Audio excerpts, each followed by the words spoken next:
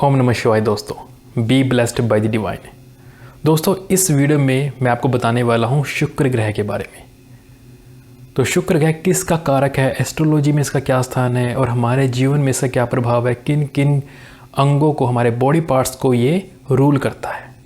तो आइए देखते हैं इस वीडियो में। तो शुक्र जो है एक फीमेल प्लेनेट है।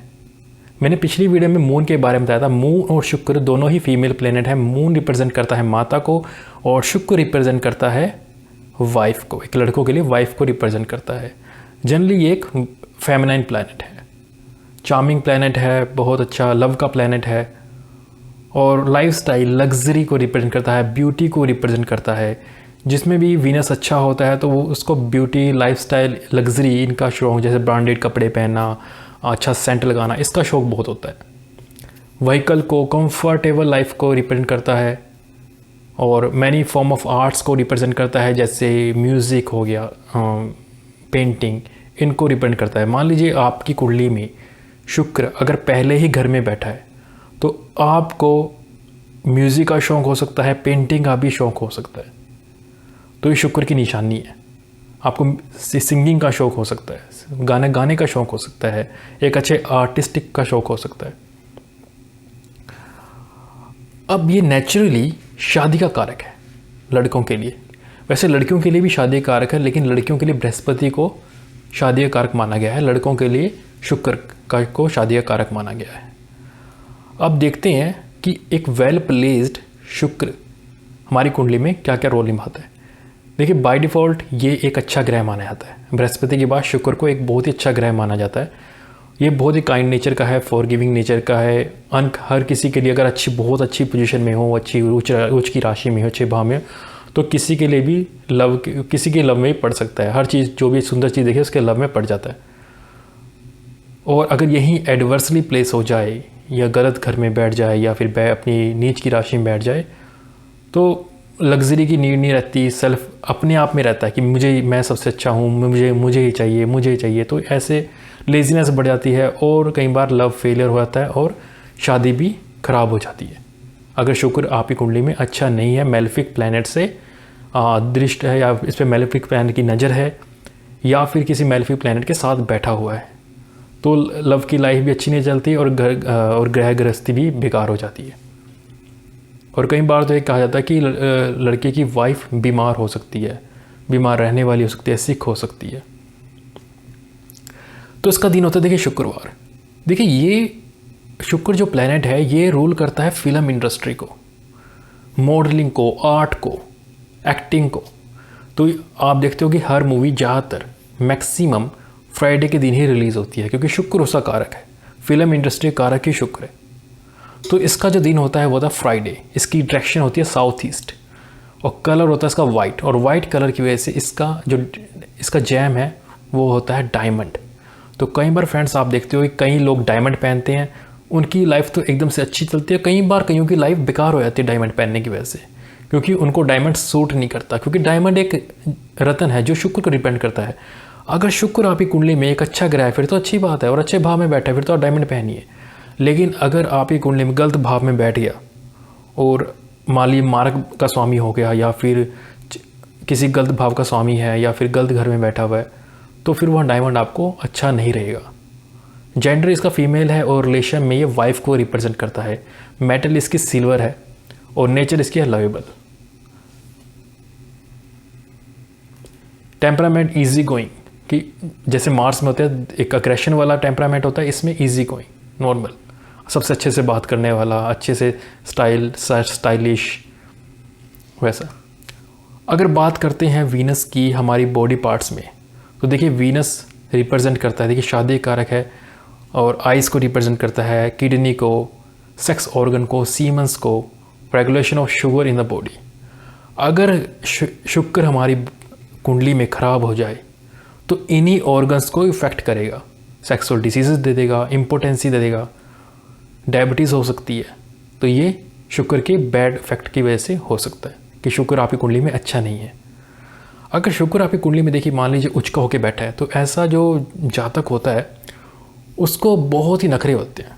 मतलब उच्च का होने से नखरे हो गए कि ये नहीं खाना, वो नहीं खाना, ये कपड़े नहीं पहने, वो कपड़े नहीं पहने, मेरी चॉइस, मतलब कि उसकी अपनी चॉइस चलती है शुक्र अगर उच्च का हो जाए। और वहीं अगर शुक्र डाउन हो जाए तो ऐसा बंदे जो मर्जी खिला दो चल सब चलता है। तो ये नीच का हो, मतलब अगर शुक्र नीच का हो जाए तो उसको जो मर्जी चलता है। तो शुक्र की देखिए, शुक्र किन किन घर का कारक है। कारक मतलब कि किन किन घर को रिप्रेजेंट का मतलब है कि किन किन घर का वो प्रतिनिधित्व करता है कि वो इन चीज़ों में, अगर जैसे फोर्थ घर है, फोर्थ घर का में क्या क्या होता है, माता। अब माता का कारक तो होता है मून। तो फोर्थ घर से हम माता का भी देखते हैं, और सुख सुविधाएं भी देखते हैं, और क्या देखते हैं, व्हीकल्स भी देखते हैं, ज़मीन जायदाद भी देखते हैं। तो शुक्र व्हीकल का कारक हो गया, ज़मीन जायदाद का कारक, सुख का कारक हो गया। तो यहाँ से उस फोर्थ घर का कारक बन जाता है। तो सेवन्थ घर होता है शादी का, और शुक्र है शादी का, तो शुक्र शादी का सेवन्थ घर का भी कारक हो गया, और साथ में ये 12वें घर का भी कारक हो गया। जी हाँ, अगर शुक्र 12वें घर में बैठा हो तो बहुत अच्छा हो जाता है। जनरली हम मानते हैं कि 12वां घर एक अच्छा घर नहीं होता, 12वें घर में जो प्लैनेट बैठता है वो अच्छा प्रभाव नहीं देता, लेकिन शुक्र के लिए 12वां घर बहुत ही अच्छा माना गया है, क्योंकि 12वें घर में दो चीज़ आती हैं, एक होता है बेड प्लेजर, और शुक्र उसी कारक है, और दूसरा खर्चों का घर। अब शुक्र अगर लग्जरी करवाएगा तो खर्चा तो करवाएगा ही, तो खर्चों का स्वामी खर्चों के घर जाके बैठ गया। ठीक है। और इसकी दो राशियाँ होती हैं, नंबर 2 और नंबर 7। नंबर 2 में टॉरस, जिसे कहते हैं वृषभ राशि, और 7वें नंबर की राशि लीब्रा राशि।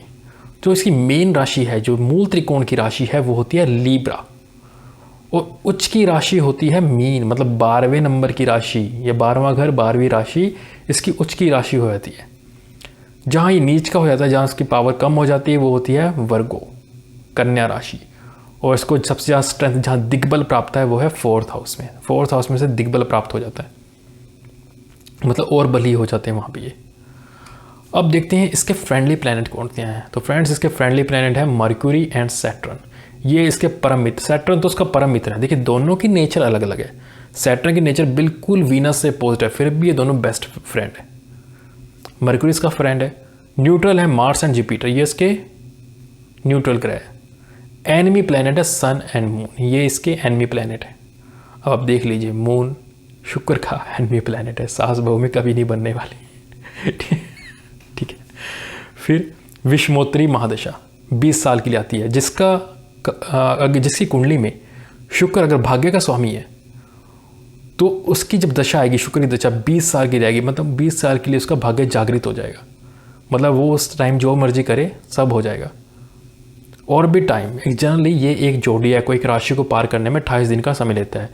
देखिए ये अप्रोक्स है, कई बार एक राशि में, अभी पिछली बार इसी साल शुक्र एक ही राशि में 4 महीने तक रहा था, 2 नंबर की राशि में, तो वो रेट्रोग्रेड हो गया था, वहाँ पे उल्टा चलने लग गया था।